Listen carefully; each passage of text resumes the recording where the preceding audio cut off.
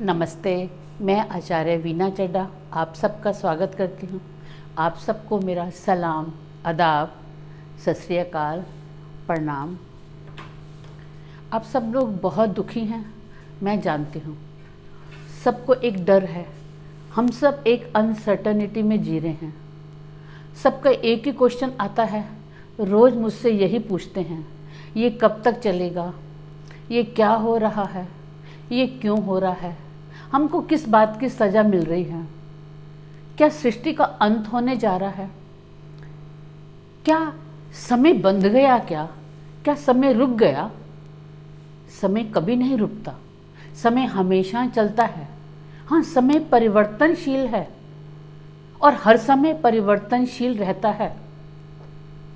ऐसा नहीं है कि ये पहली बार हो रहा है, पहले भी हम ये सब देख चुके हैं।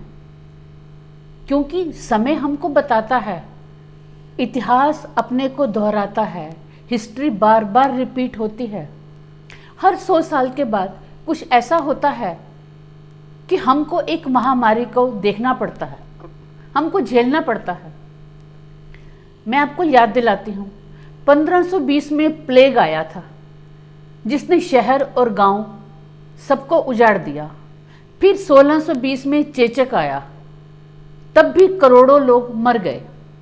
फिर 1720 में प्लेग और चेचक आया, तो भी यही दास्तान चली। फिर 1820 में फिर चेचक आया और वो इतनी महामारी फैली कि पूरे वर्ल्ड में फैल गई। फिर आज से 100 साल पहले 1920 में स्पेनिश फ्लू आया, और वो ऐसा फ्लू था जैसा आजकल हो रहा है। तब हमने पहली बार मास्क पहने थे, तब इससे भी ज़्यादा महामारी फैली थी और पूरे के पूरे शहर और गांव उजड़ गए थे। तब पहली बार हमने सीखा था कि खांसते समय और छींकते समय हमको हैंकरचीफ और रुमाल का इस्तेमाल करना है। पहली बार रुमाल का यूज़ तब से हुआ था 1920 से, और वो ऐसा फैला कि 3 साल तक चलता रहा और ख़त्म नहीं हुआ। धीरे धीरे धीरे बंद हो गया, कम हो गया, और हमको लगा कि वो ख़त्म हो गया है। अभी भी तो 100 साल के बाद 2020 में क्या हुआ जो हम आज भुगत रहे हैं। और ऐसा नहीं है कि इसका रूप नहीं बदल रहा, इसका रूप बार बार बदल रहा है।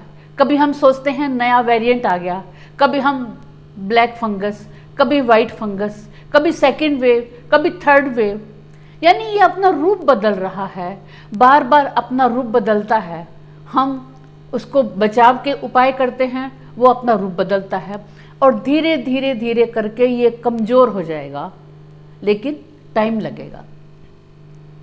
अब हम ये सोचें कि ये कब जाएगा, ये सोचने से ज़्यादा क्या ये ज़रूरी नहीं है कि हम ये सोचें हर 100 साल के बाद हमें ऐसा क्यों झेलना पड़ता है। जब हमारी मेडिकल साइंस ने इतनी उन्नति कर ली, तो हमें ये क्यों नहीं समझ में आ रहा कि ये हम ऐसा क्या करें कि ये कभी आए ही ना। इसलिए ये सोचना ज़्यादा ज़रूरी है कि ये क्यों आता है।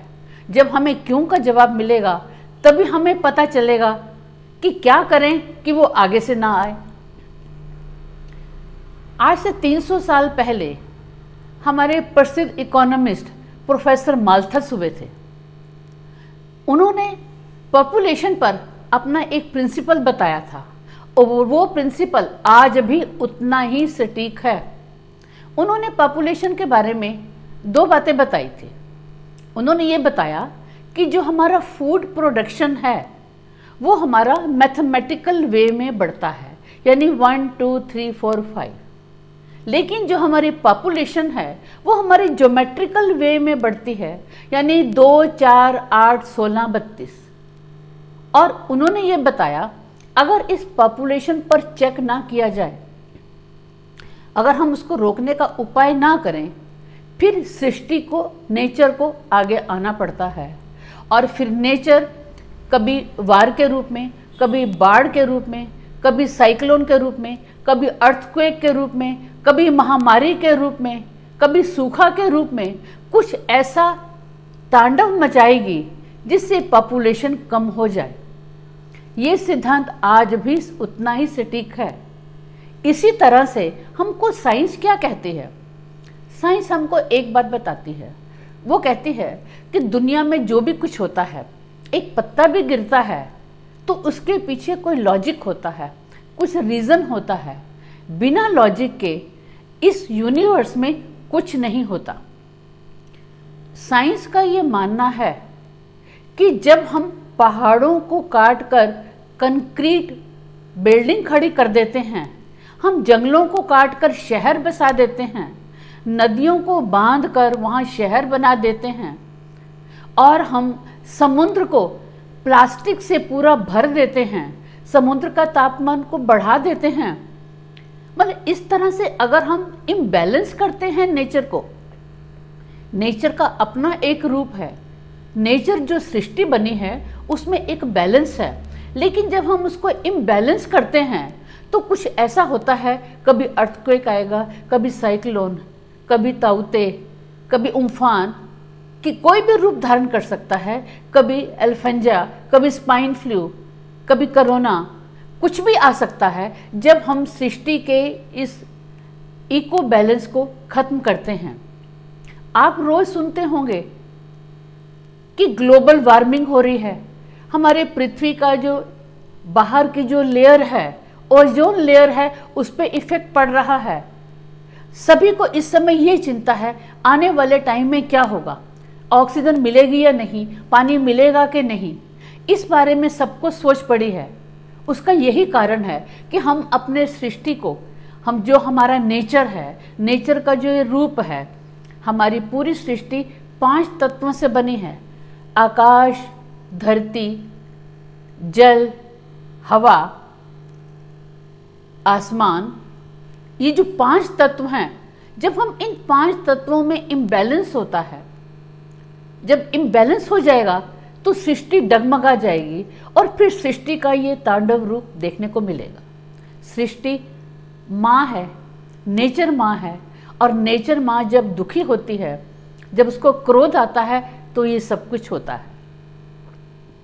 हमने अक्सर देखा है जब हम बहुत परेशान हो जाते हैं, जो आजकल हो रहा है, आजकल देख रहे हैं ना कि हम पहले कोई हमारे यहाँ से विदा होता था तो हम कैसे सम्मान से उसको भेजते थे, और आजकल मौत कितनी सस्ती हो गई है। यानी शमशान घाट के आगे भी लाइनें लगी हुई हैं और हम अपने परिजनों को ढंग से विदा भी नहीं कर पा रहे। और तो और हमको ये भी नहीं पता चलता कि जिसका संस्कार हो रहा है वो कौन है, ना हम उसको देख पा रहे हैं, ना उसको घर का कफन भी मिल रहा है। और इतनी जो एक त्राही मची हुई है, और जिस तरह से भेजा जा रहा है लोगों को, जैसे डेथ हो रही हैं, जो डेथ का तांडव हो रहा है, उससे सबके मन में एक क्वेश्चन आता है कि हमको कोई जवाब नहीं मिल रहा। जब कोई जवाब साइंस के पास भी ना मिले, कहीं से भी जवाब ना मिले, तो हम स्पिरिचुअल अध्यात्म के पास जाते हैं और वही हमको जवाब देता है। हमारे शास्त्रों में लिखा है और हमने ये सुना है कि जब जब भी पृथ्वी पर पाप पड़ता है, आपने सुना है ना, यदा यदा धर्मस्य ग्लानि भवते भारता, जब जब धर्म की हानि होती है, पाप बढ़ता है, तो भगवान अवतार लेते हैं उस पाप को नष्ट करने के लिए, जो नेगेटिविटी है उसको दूर करने के लिए। कभी वो राम बनकर आते हैं, कभी कृष्ण बनकर आते हैं, कभी बुद्ध बनकर आते हैं, कभी शिव बनकर जहर का प्याला पीते हैं, तो कभी ईसा बनकर सूली पर चढ़ते हैं। यानी किसी न किसी को आना होता है हमको इस संकट से उबारने के लिए, क्योंकि भगवान हमारे माँ बाप हैं और माँ बाप अपने संतान को दुखी देखना नहीं चाहते, उसका दुख दूर करने की हमेशा कोशिश करते हैं। अब मुझे एक बात बताएं, जो भगवान है उसके बारे में सुना है ना कि वो समदृष्टि है, सबको देखता है, और ये आसमान, ये धरती, ये पाताल, ये हवा, ये पानी, सब कुछ उसके अंदर है। और इन सब दुनिया में रहने वाले जो क्रीचर हैं, जो जंतु हैं, जो पशु हैं, जो जानवर हैं, जो कीट पतंगे हैं, जो जलचर हैं, वो सभी उसके संतान है। क्या उनकी संतान नहीं है क्या? अगर भगवान हमारे दुख से दुखी होता है, क्या उनके दुख से दुखी नहीं होता? उनके अंदर भी हमारी तरह जान है, उनके अंदर भी हमारी तरह प्राण हैं। वो भी ऐसा ही महसूस करते हैं जब हम उन पशुओं को, उन जानवरों को, मछली को, इन सब को मारते हैं। किस लिए? केवल अपने स्वाद के लिए, केवल अपने प्रोटीन के लिए, केवल एनर्जी लेने के लिए, केवल ताकत के लिए। जब हम उन निरीह प्राणियों को मारते हैं तो उनके अंदर से भी तो दर्द उठता होगा, उनके अंदर से भी एक हाय आती होगी, उनको भी दुख लगता होगा, उनकी भी फीलिंग हर्ट होती होंगी, उनको भी मरते समय लगता होगा कि हम एक जन्म लें और हम इनसे बदला लें, क्योंकि उनके अंदर भी वही जान है, वही प्राण है जो भगवान ने हमारे अंदर दिए हैं, और वो भी भगवान की उसी तरह की संतान हैं। और जब उनके अंदर दर्द उठता होगा, अब फर्क क्या है? हम थोड़े से अधिक भाग्यवान बन गए, हमको वाणी मिल गई और हमको थोड़ी बुद्धि भी ज्यादा मिल गई, लेकिन हमने उस बुद्धि और वाणी का ये इस्तेमाल किया कि हमने उन चारों जगह, धरती, आकाश, जंगल, सब जगह अपना साम्राज्य स्थापित कर लिया। हमने ये सोचा कि हम ही हम हैं और कोई नहीं रह सकता। जो इस सृष्टि को बैलेंस बनाने के लिए जो सभी क्रीचर बने थे वो नहीं रह सकते। उस बैलेंस को बनाने के लिए हमने उस बुद्धि को गलत इस्तेमाल किया। और हमने क्या किया? हमारे पास दिल भी तो था, हमने उसका इस्तेमाल क्यों नहीं किया? हमारे अंदर जो सहानुभूति थी, हम उसको क्यों भूल गए? अगर आज वही क्रीचर हमसे बदला ले रहे हैं तो क्या गलत कर रहे हैं क्या? आप ध्यान से सोचिए, जब जब भी जो महामारी आई उसका संबंध किसी पशु, पक्षी, किसी जंतु, किसी क्रीचर से था, उसके कारण ये महामारी आई। क्या उसको बदला लेने का अधिकार नहीं है? क्या हमको ही जीने का अधिकार है? जब हमको जीने का अधिकार है तो उनको भी तो उतना ही जीने का अधिकार है ना। बस यही हो रहा है। जब ये हो रहा है तो ठीक हो रहा है, इसमें गलत कुछ नहीं है, तो आप इसको होने दो, फिर आप शांत रहिए, फिर आपको ये सब नहीं करना चाहिए।